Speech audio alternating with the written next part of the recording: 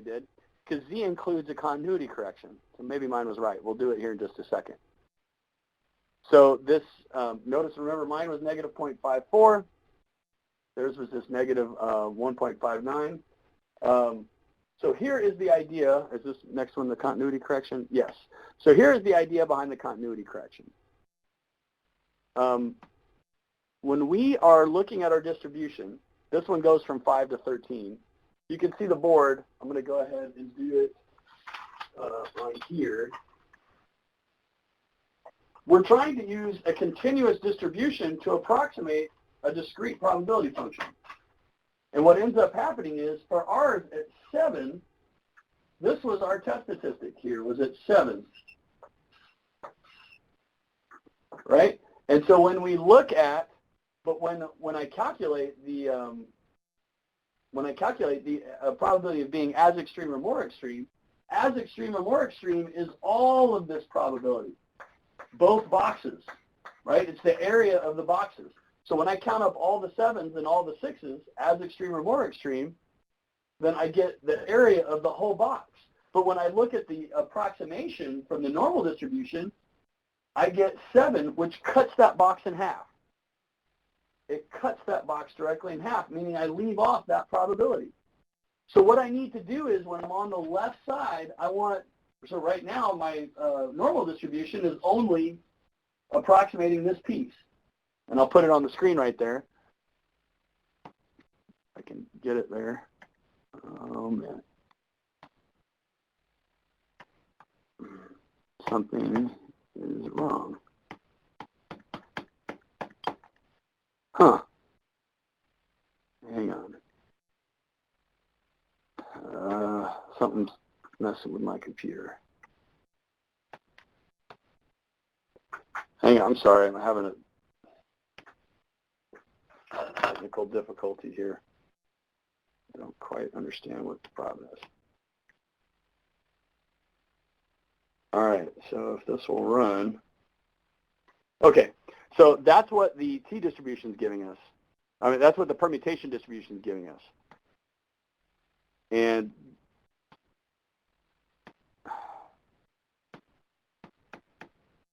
I don't know. Unbelievable. Hang on one second.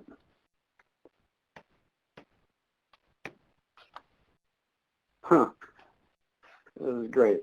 All right, I'll just go to the board. So what you can run this on your, if you have this on your computer at home, you can run this. But all it's saying is, hey, this is what the normal distribution is giving us.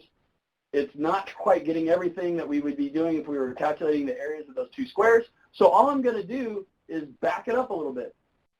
All I'm going to do is say I'm going to add 7.5. I'm going to add 0.5 to this guy.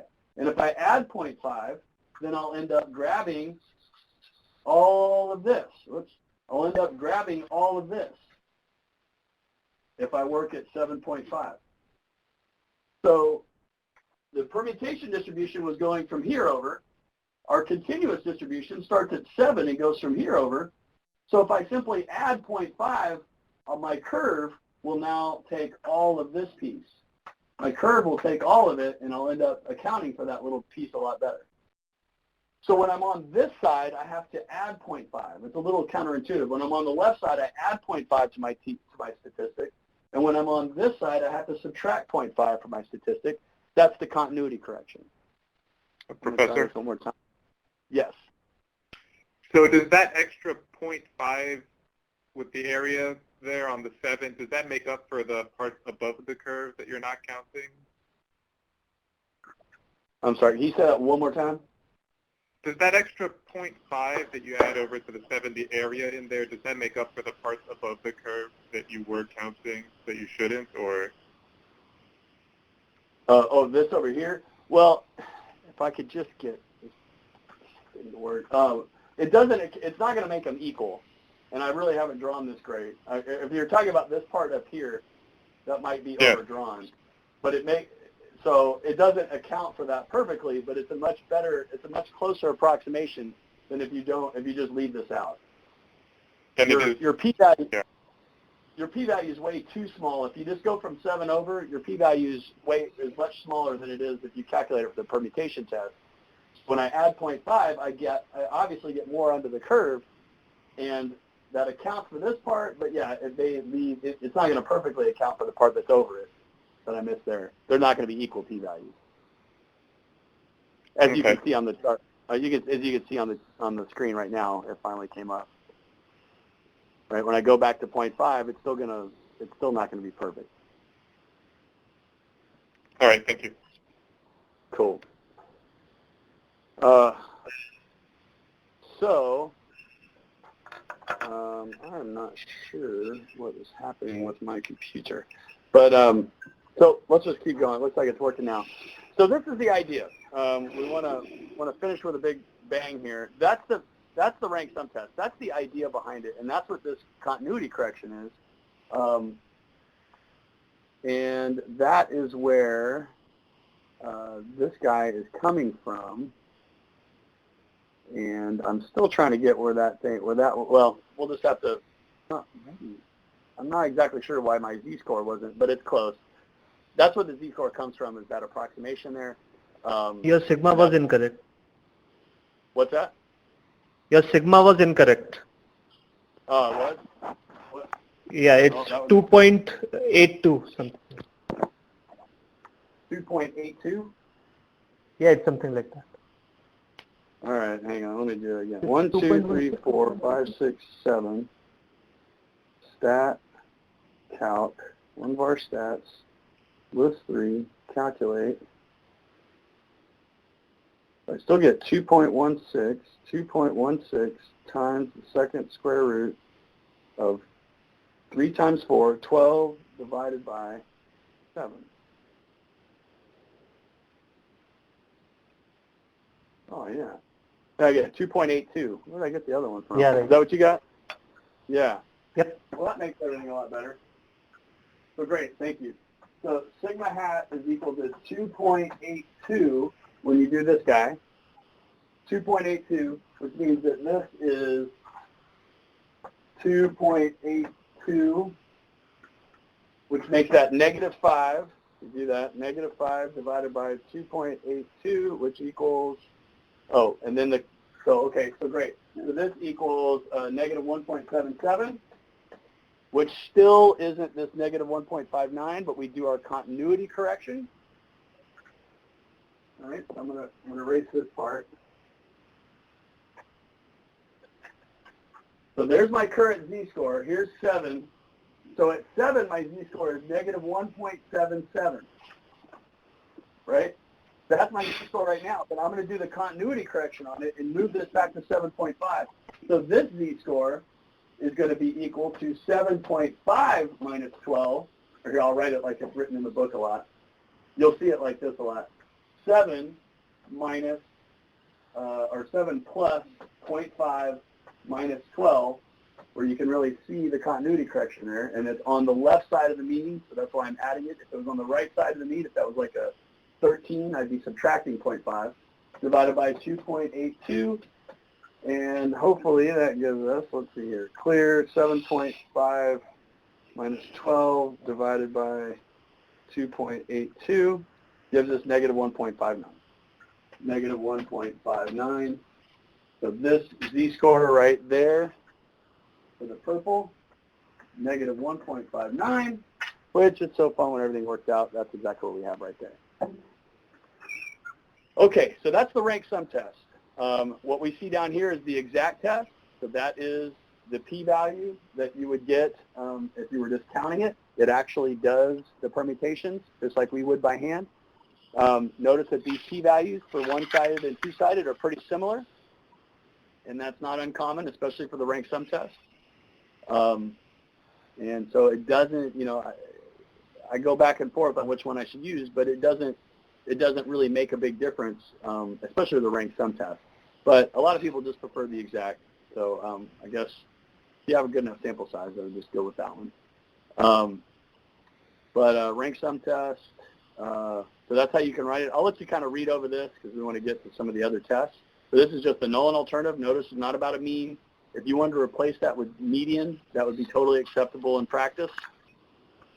Amongst statisticians, they'll probably prefer distribution, but in practice, it's largely the median. Definitely not the mean.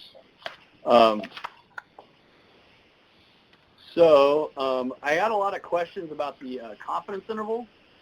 So if it is on the median, on the confidence interval for the median, if I get some more questions on that, I'll go over that. I'll go over the method that was covered in the book in office hours. But there's you can look at this Hodges-Lehman confidence interval. It's output from SAS. And I don't know if I have an example of that in here or not. Hang on a second. Yeah, there's a way to get this out in SAS. So shoot, I thought I had that in my. Yeah. So I'll show you in a little bit. If you do this exact HL. So here's the proc impar one-way code. You have data equals. I'm about to do this cognitive load experiment, but proc impar one-way data equals this Wilcoxon. That's how you do the rank sum test. You can put your alpha in there. That'll now give you the confidence interval. Class treatment, that tells you the two groups, just like proc t-test. Var, just like proc t-test, what's the response variable. If you do exact HL, that's Hodges-Lehman, it will give you this little asymptotic and exact confidence interval here. And so that's how you can get a confidence interval for the median. And that will be a confidence interval for the median. So great. So that's one way you can kind of check that out. And I can look that over. You know what I'm going to do? In the interest of time again, I'm going to, this is in the book, so I've got some nice slides here that you can kind of look at another example. But I wanted to really focus on the fact here that, what was it? Oh, this was the cognitive load experiment. This is just another example. I'll just kind of go through this one. I'll let you look at that one at another time. It's just an example you can check out. So I'll leave that at the rank sum test there. That's not the one that I thought it was. Where's the one with the... Oh, this was the one. I'm sorry. I don't want to go through the whole test, but this was the one with the censored values. So that's right, up here. So they gave this test. They gave a modified treatment, and they gave a conventional treatment, and they had these people work this math problem. And they found that the people on the modified treatment actually solved it, look like, on average, much faster than they did with the conventional treatment. In fact, some people with the conventional treatment, this is the number of seconds it took for them to finish the problem. And under the conventional method, some of them didn't even finish. Everybody in the modified finished. But some of these guys didn't even finish. So you can imagine in a t-test, you want to know what these values are. A t-test needs values to find a mean, right? That's what a mean is. It's the average of actual continuous values. So what would you put in here? You just know they're bigger than 300. You could just put in 300 5 times, but you would be underestimating what they really are. You know they're at least 300. So what can you do? Because we don't know what these are.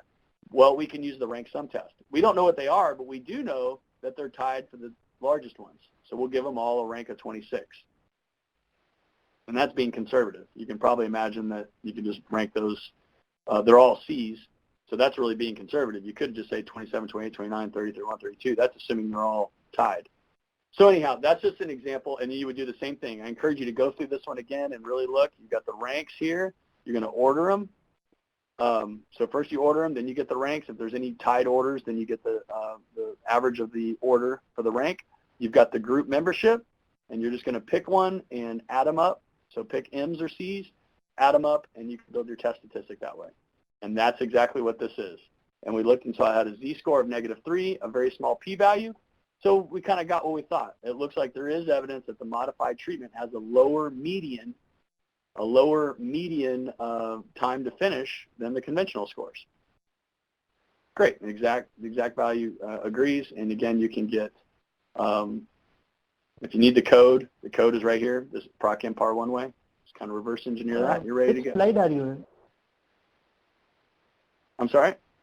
Which slide are you in? Because we don't see the slideshow here. You haven't seen the... Not for the last 5 minutes. Oh, great. Yeah. Okay. Well, yeah, you don't see that. Very rarely will it be a little small screen just talking. So I'm not sure how that happened. So I apologize. But great. So you've got I think this came up in the videos. It's certainly in the book. This is what I was talking about here. This is the modified treatment, the conventional treatment. You've got the censored data was here for the conventional treatment, so you can kind of pair that up. You saw that the modified had to look like on average lower values than these conventional values. This is exactly what we just did on the board, but with different data. And here is the Z statistic, right? So we summed up one of them had a sum of ranks of 137, the other one had 269. Is that likely to occur by chance? And this is saying, no, that's not likely to occur by chance. A very small probability that would happen by chance, which is going to give us evidence in the end that the modified version has lower median time than the conventional method, which is what we kind of want. That's what we want inference on. Professor, I have a All right. question. Yes, please. Okay, so you talked about adding up the ranks in both the groups and just pick up any rank for the T statistics. So does it make any difference if we pick up the bigger one or the smaller one? It doesn't. You'll get the same p-value. It's just if it'll be a left tail test or a right tail test. Okay, thanks. So, right, so like in our example up here, you could have looked, right, we had the sum of the ranks was 7 because we picked T. So it was small. It was on the left side. It was smaller than the 12 that we would have expected. Well, if we would have chosen the other one, we would have gotten, what would we have gotten? We've gotten probably 18 minus, what was the sum of them? Shoot. Anyway, we would have gotten the other side. You would end up with a right tail test. So instead of 7, 1 plus 2 is 3, plus 3 is 6, plus 4 is 10, plus 5 is 15, plus 6 is 21, plus 7 is 28, right? It was 28. So the sum of the ranks of the other one was 21, if you can remember it. So if we would have picked the new method, our sum would have been 21, which would have been way on the right side. And we would have gotten on that other one, you can see it here. See how this one, we picked traditional and it was 7. Well, if we would have picked new, it would have been just as extreme. It would have just been on the right side as a 21. And you would have gotten a 1.59 instead of a negative 1.59. But of course, that would have given you the same p-value. Okay. Does that make sense? Yeah, it makes sense. It is nice that your decision doesn't matter which one you pick. Go ahead. Sorry. Yeah, I have one question, Ben. So with respect to the assumptions, so what is the sample size we expect on the both samples? I mean, are we expecting the sample size is going to be the same or closer? Let's say one has a set of like 100, another has like only 5. So how do we see this test? So if you have 100 and the other one is 5, I don't know how badly that. Certainly, what would that do? Is this the right test basically for like, we have large dissimilar sets? Sorry, can you say that one more time? Like, is this the right test if we have like dissimilar, sample sizes here?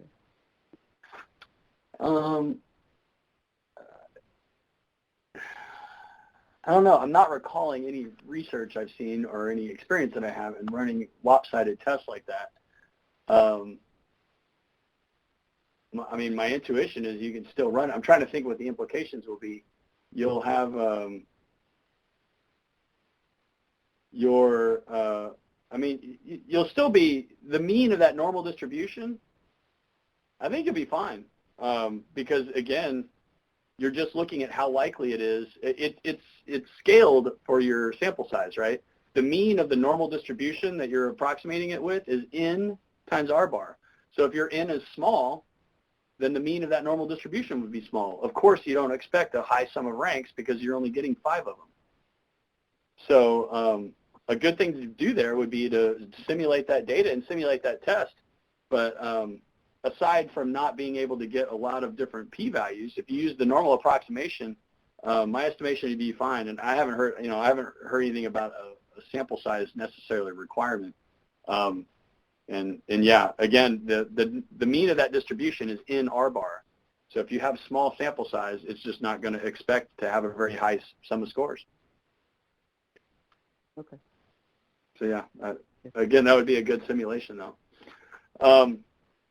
So okay, let me hit up this Welch's t-test because this is a widely used test. This is kind of one of the crescendos of the semester.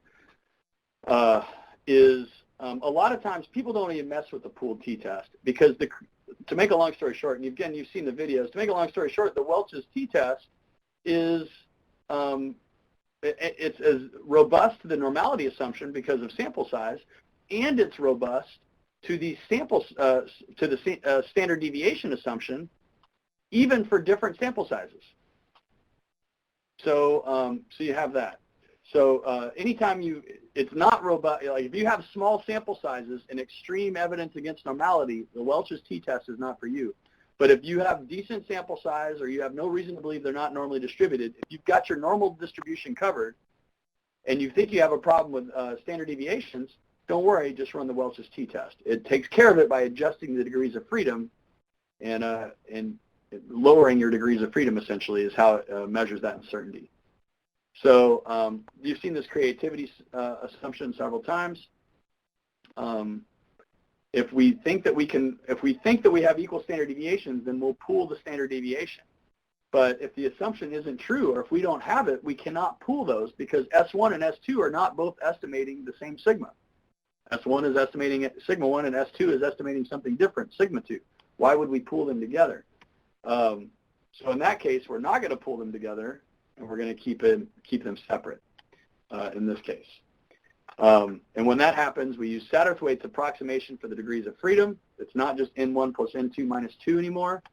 That is the approximation. It's not as difficult as it looks, but you just usually have software do it, and that will be less than N1 minus N2, or N1 plus N2 minus 2, which is what we usually do.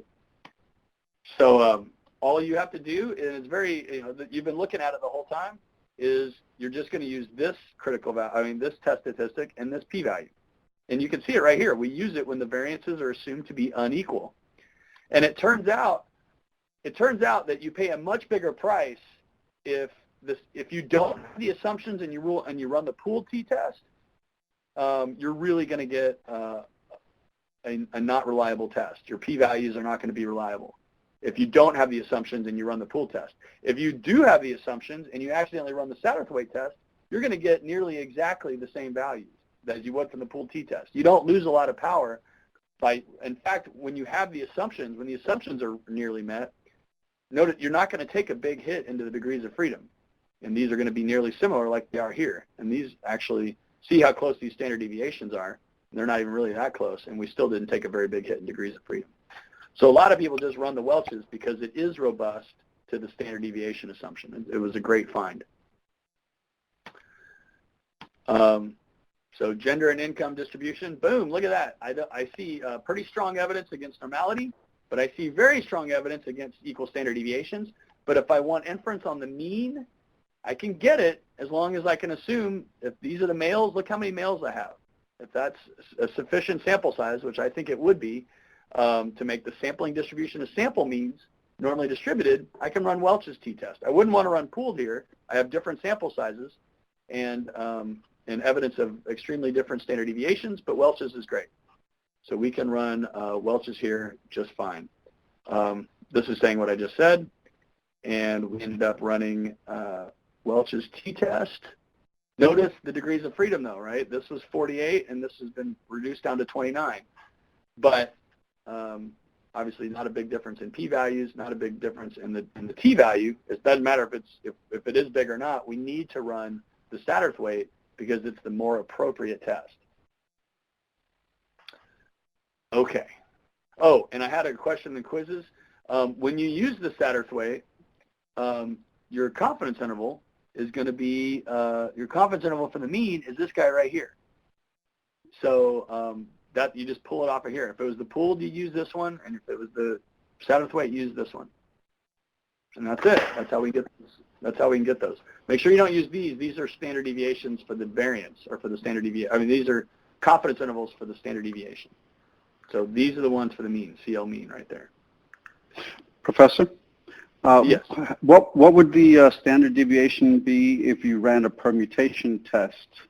And so you're not pulling it from here because the permutation test was we had the number of observations greater than or equal to a certain t-value, a certain value of an observed value, assuming the null hypothesis is correct, divided by the number of random samples that were taken. So how does one calculate the confidence interval for that? Because that just gives you a p-value.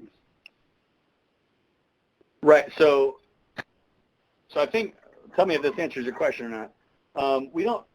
When we're dealing with a permutation test, we don't need an estimate of the standard deviation because the standard deviation or to get a confidence interval, we don't need it because the standard deviation is a parameter of a distribution.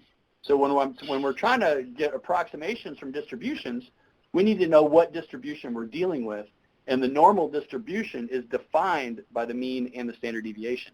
The permutation distribution is not defined by parameters. That's why it's non-parametric. It's defined by what we build. If we're dealing with data that has high standard deviation, that permutation distribution will be more spread out. But we don't need to have an estimate of it. All we're going to do is take percentiles of that distribution that we build. So we build a permutation distribution. If we need a 95% confidence interval, I don't need a multiplier. I'm just going to take the 2.5th percentile and the 97.5th percentile, and that's going to contain 95% of what I observed in the null, in what I observed in the under the null hypothesis. Okay. The impetus for the question is there was in one of the homework assignments there was a huge difference between the standard deviations of two groups. So like 2.8 or 4. I think this is the one with the cash on hand, for the students. Mm-hmm. And so when you had, when the ratio of the standard deviations was so great, I would say that you'd go with a permutation test as opposed to with a t-test. And then one of the questions is, well, calculate the confidence interval. And I'm like, well, I don't remember ever calculating a confidence interval off a permutation test. But if I understood you correctly, then what you have to look for is that acceptance regions within 95 percentile, where 95% of the values, if I were to draw, would appear within that range. Yeah, I see your question now. Let me think for just a moment. Because the permutation distribution is built on the null distribution, assuming equality. To get a confidence interval for the mean, for the difference of means, see, we observe these two difference of means. Our best estimate is that difference. Yeah, so what you're going to get to, so that's a good point, to get a confidence interval from the, to get a confidence interval from a permutation distribution, the only way I can think to get that right offhand now is you're going to cover this, or we will cover this potentially, in the second course when we, there's something called a bootstrap you might have heard of. And a bootstrap is when you just have a sample and you don't know a distribution, and all you have is a sample and you have no idea what the distribution of that sample is, so I can't get a parametric confidence interval. And then I sample with resampling from within that sample to build a confidence interval, and it worked surprisingly well. So I guess, yeah, that's a really good point, and the answer to that, one method that you can use is the bootstrap method. You haven't learned it yet, but that is coming in the next course.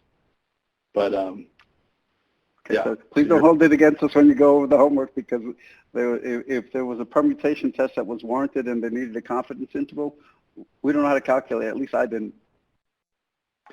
Okay, that was in the last homework? Yes, that was the cash on hand example. One of them had a 1200, and when you did, the ratio of the standard deviation, with the 1200, you had a ratio of 4 to 1, as opposed to 1, which is what we saw last week. And then when you remove the 1200, I think it was 2.18, and still it's far enough away from one that would say, I'm not going to use a t-test for that. Right. And then it still asked for a confidence interval, and we weren't sure what to do with the rank sum test. I mean, with the permutation. Absolutely. Right. Okay. Yeah, I'll take a look into that. I'll read the question, see if there's anything buried in there. But yeah, your point's well taken. So that might be kind of tough. Cool. Yeah. So I'll definitely look into that. This was. So here's the takeaway. So rank sum versus Welch's. If you wish to make inference on the mean, and you have the sample size to invoke the central limit theorem, Welch's test will give you inference on the mean, right? So the one big thing is one is on the median or the distribution, that's the rank sum. The other one is on the mean, that's the Welch's test. So that's one reason why you might run one or the other. Often, especially in skewed distributions, a lot of times you want to remember in a right skewed distribution, the mean might be the 80th percentile. The mean may be way over to one tail because it's influenced by outliers. So when you really think about it, maybe if you're just trying to define the center of a distribution, for a right skewed distribution, oftentimes the median is preferred. So even if you can run Welch's, it's not the gold standard. Even if you can run Welch's, maybe you want to run a rank sum test simply because you want inference on the distribution or if you want inference on the median. So you may prefer rank sum over Welch's for that. Remember, we have other options. We could run if we have severely skewed distribution and the sample mean is bigger than the smaller standard deviation sample, then you might run a log transformation, which will also give you inference on the median. So you've got a couple options there. If you have small sample sizes, you may not be very confident about the normality assumption, and you would run the rank sum test simply to be more conservative. So if you have small sample sizes, Welch's is not robust to the normality assumption, and it's got a weakness there, so you might be conservative with the rank sum test. So those are some ideas. If there are no outliers or censored values, the rank sum test is, or if there are outliers and censored values, you may absolutely want to go with the rank sum test because it is resistant to those, for sure. Awesome. I'll let you look at this. I won't cover this too much except for the fact that this compares, this is an ANOVA, but really an ANOVA with two groups is just a test. It reduces, the two-sample t-test is a special case of an ANOVA. So basically what we're doing here is comparing what happens. The best case scenario for unequal standard deviations is when group sizes are equal. We know that. So if we have a 0.05 significance level, which we know that means a type 1 error, the probability of making a type 1 error is 5%. What they did was a bunch of simulations where they knew the answer, right? They said, hey, let's pull from the same distribution with the same mean, and let's run this test, and just random chance kicked in. And when the standard deviation assumption was broken, but the group sizes were equal, the observed error rate was from 0.02, which is not, which is smaller than 0.05, to 0.08. Now, for unequal sample sizes, when they ran the test, it went up to 22%. The test was calibrated to only fail 5%. That critical value was right in the right space. So if the assumptions are met, it would only fail 5% of the time incorrectly. And when it had unequal group sizes and unequal standard deviations, it failed 22% of the time, up to 22% of the time. So you don't want to run the pooled ANOVA or the pooled t-test when your assumptions are not met. You can really have a problem. Now, what you're looking at down here is what happened when you ran the Welch's ANOVA. When we run Welch's ANOVA, when the assumptions are met, we run a Welch's ANOVA, the traditional one-way ANOVA ranges, when the assumptions are not met, the traditional one-way ANOVA, we already saw, went from 0.02 to 0.22. So if the assumptions are not met and you make a mistake and you run the pooled, you're really messing with your, you think you're getting a 0.05 test. You think your confidence intervals are this wide, when really they should be much wider. You can't be as confident. You're not 95% confident the mean is in this bound. You're actually 95% confident that all these other plausible values are actually possible. You're giving, you're really making a potentially terrible mistake. Whereas if you run Welch's ANOVA in these simulations, it's not 0.05, but look how close it is, 0.046 to 0.054. Now, this was one simulation, under certain conditions, but this is just how you can gain evidence and find evidence yourself on how robust your test is and which one you should be running. So Welch's test here looks to be the best test. So we're just now getting to the paired t-test, but I have some good examples in here for you. Some of it is theory. I'll kind of skip through the theory part, but in order to run a paired t-test, so far we've always made the assumption that we have independence. We may not have independence, and if we're in this special case, we can run the two-sample t-test and really take advantage of that dependence. So this would be one in which we did a repeated sample on the same person. So we have 10 subjects who took a medical reasoning test. These subjects are randomly selected from St. Paul Hospital in Dallas. So here they are. And we had them take the test when they were not fatigued, and then we had them take the test when they were fatigued after 12 hours of operational hours prior to retaking the test.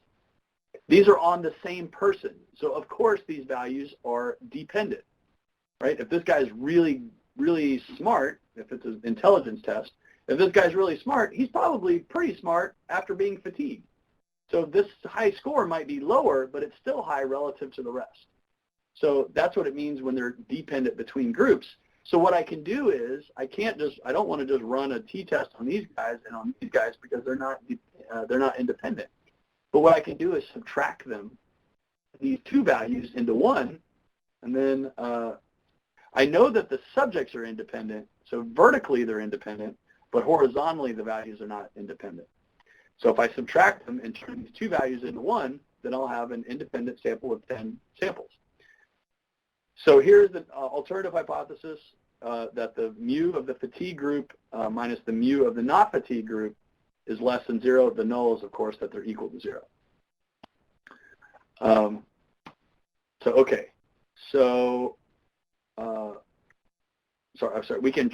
We can try to test whether the difference means, I'm sorry. This is a two-sample test. This is where we're testing the mean of the fatigued minus the mean of the not fatigued.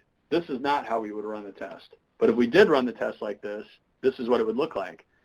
But again, this is running a two-sample test, right? Class, status, this is fatigued and not fatigued. So I'm sorry, this right here is two means.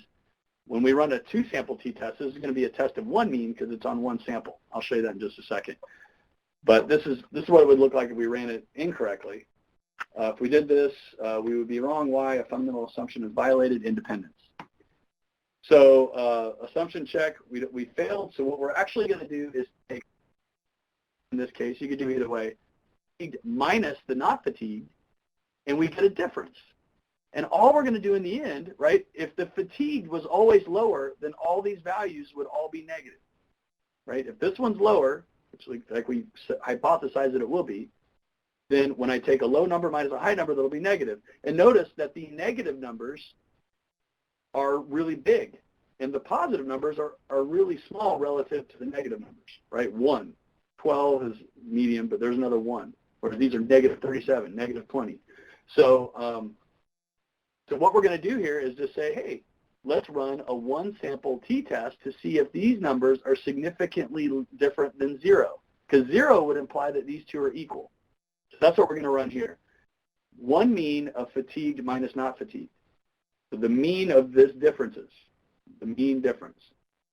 If there's not enough evidence to suggest these differences are different than 0, then there's not enough evidence to suggest one of these groups has a higher mean. I'm sorry, there's not enough evidence to suggest that there was an effect, an average effect. But this one, the mu of fatigued minus not fatigued, if that is less than 0, then that'll be evidence that the average on difference was negative. And if on average the difference was negative, that means on average the fatigued group was lower, meaning that there was an effect there. Fascinating. But we're just taking these two dependent data and subtracting them and getting a difference. I'll let you look through this. This is the math behind why, if you're interested in this, which we can cover this in office hours, I really get into this stuff. This is why we can actually gain power. The more correlated these values are, the more correlated subject 1 is, fatigued and not fatigued, the better our test is. So it's actually, in this case, the more dependent they are, the more power we're going to get. So this is how you would run it by hand, right? D bar, this is the D's. So once I've subtracted them, I have a bunch of D's. I get D bar. I get that standard deviation of the D's. This is just a one sample test that you've seen before. That's exactly what it's running. Here's just a look at the SAS code. This is two ways. This way here is the class status. This is the two sample version. Whereas here, this is the, let's see here, input fatigue, not fatigued. Yes. So, and so this is how you can do it with a paired. A paired is a key word in t-test. So if you organize your data in this fashion, then you can use the paired call, and you can run a paired t-test. The way I don't usually run it this way. I did just to show this. What I usually do is do these. I subtract them by hand to get these differences in the data, and then I just run a one sample t-test on these, and you'll get an equivalent test. So this is the two sample test. This is, of course, a one sample test. And if you just run it on the differences, you'll get the same T and the same P value. And then, of course, we need to check those assumptions. So we need to look at the histogram of the differences. We need to look at the QQ plot of the differences. There's no standard deviations to check because, there's no standard deviations to check because there's only one group. Clearly not a lot of evidence against normality. You guys can see these slides, right? Yes. Okay. Phew. All right. Cool. This last thing here it's kind of cool. This kind of gives you a visual of whether or not there's an effect going on or not. These are the fatigued, and these are the not fatigued, and the line is a single person. So you can see in this, the orange line here is the mean of all the blue lines. So you can see there's a slight slope in the mean, meaning that the mean for the fatigue group and the mean for the not fatigue group were, that's of course not what we're testing here, but it's kind of a visual idea of what's going on. Like this subject here had a very low mean score, and this one had a very high mean score. So I guess what you're looking at here, the orange one is this two sample t-test. So it's good just to look at, but it's not the test we're running with the paired test. With the paired test, we're looking at the starting and the finishing of each of the blue lines. Doesn't matter where you started, it's the relativity of where you started to where you finished. So from here to here was a positive gain. From here and here to here and here was a positive gain. From here to there was a huge positive gain. Here's a negative gain. Here's a negative loss. But notice that that's not very extreme. It's very small. It's almost straight across. Here's two gains. There's that 12 loss there. But on average, the differences were, in this case, were negative because we did small minus big. That's just a profile plot. I'll let you go ahead and read through this conclusion. It's the same as you've seen before. Should be really helpful in doing the homeworks. That's if alpha is 0.01, so I would reject or fail to reject. And if alpha was 0.05, then I reject. So just two different ways of really look at this one in depth. Okay, so the last thing I was going to go through here, and I'm sorry that we're kind of going over a little bit. I owe you some time. And I totally understand if you got to go. You're not penalized if you've got to run. I'm just going to do that sign test and signed rank test because I got this in the quizzes as well. In the quizzes, we're like, we've got all these tests. The rank sum test is a two sample test. The signed rank test and the sign test are one sample tests. So that's one way you can break them apart. It's for paired data and for one samples, or the signed rank test and the sign test. The rank sum test is for two independent samples. So this was some nerve data. This was on a horse. They looked at some intestines and some nerves in their intestines, but they looked at the same horse at site 1 and site 2. So it's the same horse with the same genetics. So you can imagine that maybe the nerve density is a little bit different. So they said, okay, well, is there a difference at site 1 and site 2? Well, it's the same horse. I can't run a two-sample test because these values are dependent. Notice this one, 37.4, 37.6. Well, that horse maybe just is genetically has high density. What we're looking at is the difference in the two sites, not where it particularly starts or finishes. So what we did was we decided to, using the paired t-test, so we subtracted these two, subtract them, and then run a one-sample test on the differences. or you can run that paired, the paired way that we looked at before.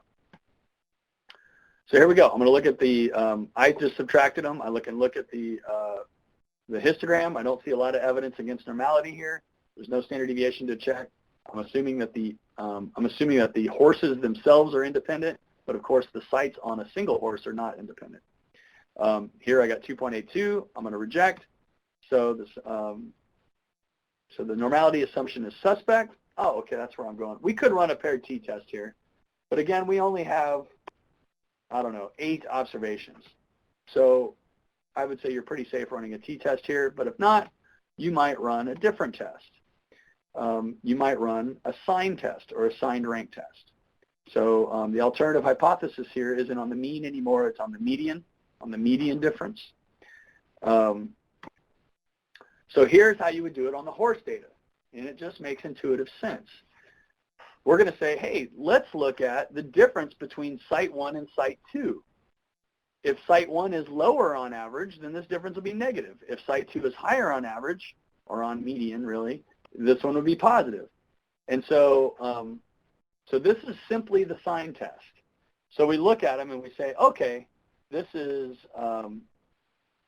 there's 1, 2, 3, 4, 5, 6, 7, 8, 9. So there were 9 horses, and of the 9 horses, 1, 2, 3, 4, 5, 6 of them came up positive.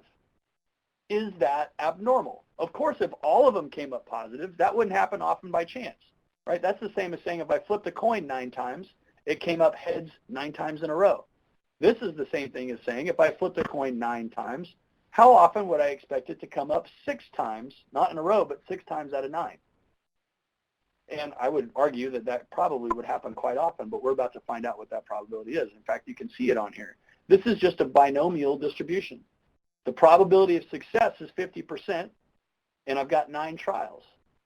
And of course, if you've done some work with the binomial distribution, it's well approximated for larger sample sizes, maybe a little suspect here, but it's well approximated by the normal distribution. So you could run the binomial distribution if you're familiar with that, or you can run this, the one that you saw in the work, in the videos. And that's it. So this is with a, that's the continuity correction. K is the number of, in this case, positive signs.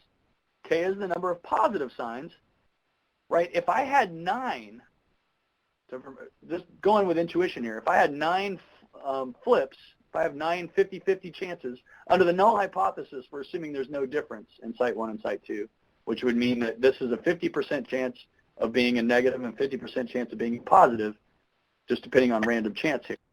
So if I had 9 flips, on average, you'd expect 4.5 to be positive and 4.5 to be negative. That's this right here, n divided by 2, which is really n times the probability of success. N divided by 2 is the middle of 9, which is 4.5. Well, we observed 6, so just to confirm what we talked about earlier, 6 is above the assumed mean, so I'm going to subtract 0.5 in my continuity correction. If it was below the assumed mean, I'd add 0.5 for the reasons we talked about before. So that's K minus 0.5 minus the assumed mean, which is 4.5, divided by, if you remember the binomial distribution, the standard deviation of the normal approximation of the binomial distribution is the square root of NPQ, where P is the probability of success and Q is the probability of a failure, which is 1 minus the probability of success, because you can only do one of the other. So under the null hypothesis, the probability of a positive is a half, which means the probability of a negative is a half. Half times a half is 1/4, which is why this is n over 4. I just think that's pretty cool how that works out. So this is the mean, n over 2, and the standard deviation is the square root of n times 1/2 times 1/2, which is n over 4. So we do that, we get it, we plug those in, so it's 9 over 2, and then this guy down here is 9 over 4. That gives me a z-statistic of 0.6666, which of course gives me a p-value that says, hey, if you flip a coin 9 times, or if you grab 10 independent horses, if it's a 50-50 shot, then I would expect to get 6 positive signs at random quite often. So I'm going to fail to reject the assumption that the median of the intestinal densities at site 1 is different than the median of the intestinal densities at site 2. think that the distributions are about the same. So there you go. There's not enough evidence that the median nerve density at site 1 is greater than the median density at site 2, Wilcoxon sign test. So make sure you say what test it came from and what the p-value is. It's beautiful. Okay, last test of the night is this signed rank test. This test doesn't have much power. Notice it doesn't even use the ranks, right? If this is notice these guys, and this is the whole point. Notice these guys are negative, but look how close they are to being positive, right? So yeah, we registered 3 negative signs, but wow, those are really close. We're not too far from having them all positive. These positive ones are not even close to being negative. So shouldn't that count for something? And the answer is yes. If we have more information, we should use it. So what we do instead is we say, hey, let's not only remember the sign, let's remember the rank. And it turns out that those 6 positive signs were also the 6 biggest in magnitude. And so what we'll do is we won't just count them up 6. We'll count the ranks that correspond to them, and that'll allow us to have a bigger statistic. So that's S equals 39. So instead of saying this is 6 to 3, we're saying this is 39 to 6. I'm just looking at the sums, right? The sum of 4 to 9 is 39. The sum of 1, 2, and 3 is 6. So again, instead of just saying the sign test says, 1 was 6, 1 was 3. Now we're saying one was registering as a sum of ranks of 39. The other one is registering as a sum of ranks of 6. Is that likely to happen by chance? Let's run it. So this one is, we can derive it. It's not as nice as the one I just said. It can be approximated by the normal distribution with a mean of n times n plus 1 divided by 4. So that's 9 times 10 divided by 4. Standard deviation, once I have that, I can make a z-statistic, but this is n, so that's 9 times 10 times 19, 2 times 9 plus 1, divided by 24 to the 1/2 power. That's a fun derivation, but it's not just somebody making up statistics. Those are the actual calculation for large samples of what that standard deviation is. Once I have calculated that, I have an estimate of both of those. I can make a z-statistic, look at this statistic is a 1.89, and the probability of being bigger than 1.89 is 0.02983, which is smaller than my alpha. So it's not as big as I would think, but it's kind of a small sample size, but I still reject. And so the sign test failed to reject. But once we get a little more information here, we're going to say there is strong evidence that the median nerve density at site 1 is greater than the median nerve density at site 2. Awesome. And then, so just mentioning there, so the sign rank test has more power than the sign test. Notice that our p-value is much smaller for the same data. As soon as the assumptions are met, that's what that's indicating is more power, smaller standard deviations. Notice these two, though. The sign test was 0.254. Really important. This is the last thing I'm going to leave you with.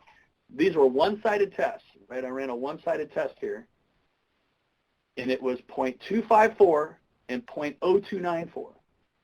If you run proc univariate, the default output is a student's t-test, a sign test, and a sign rank test.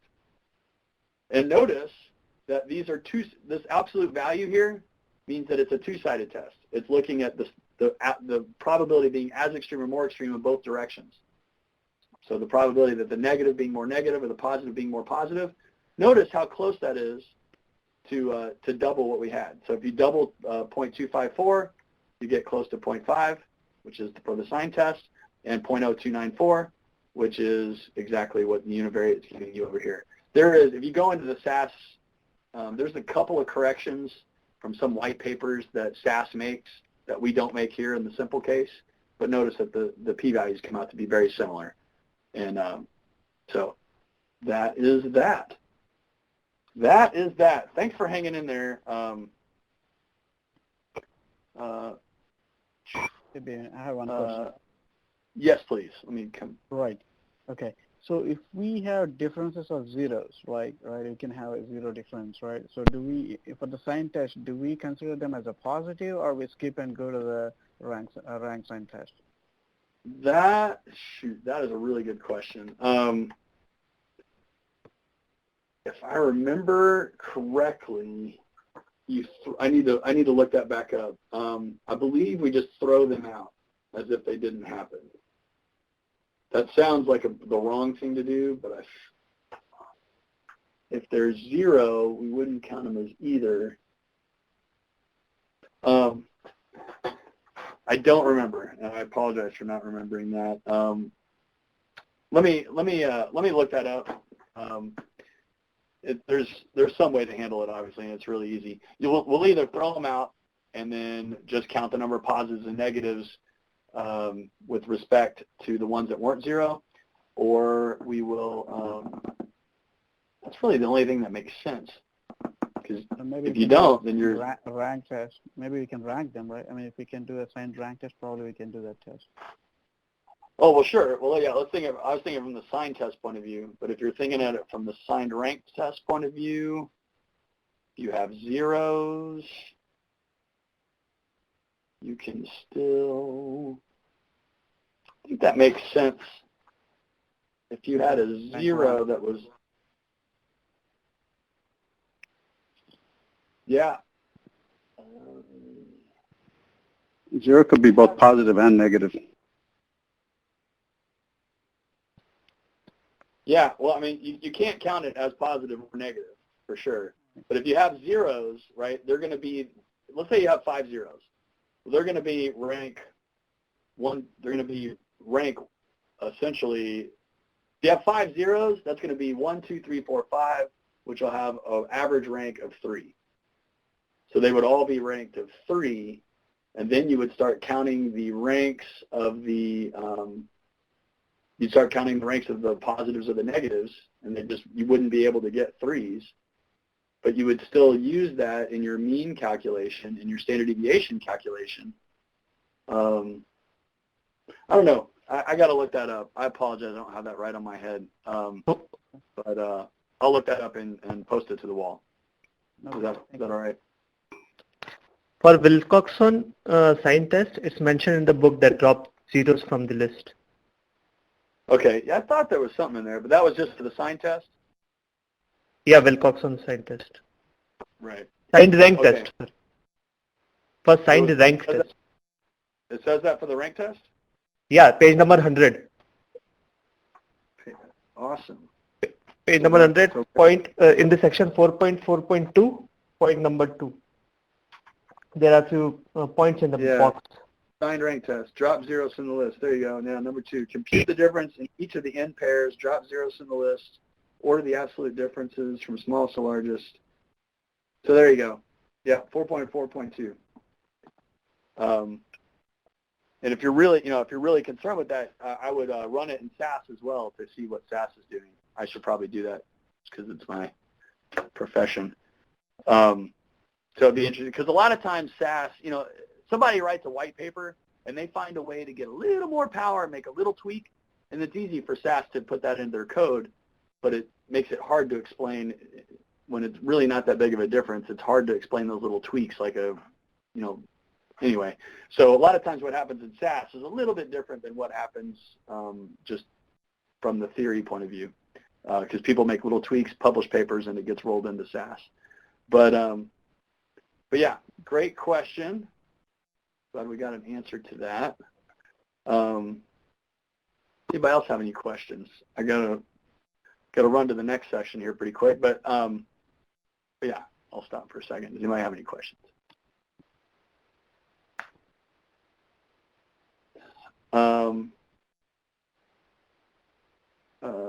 Okay, somebody's coming back in. Okay.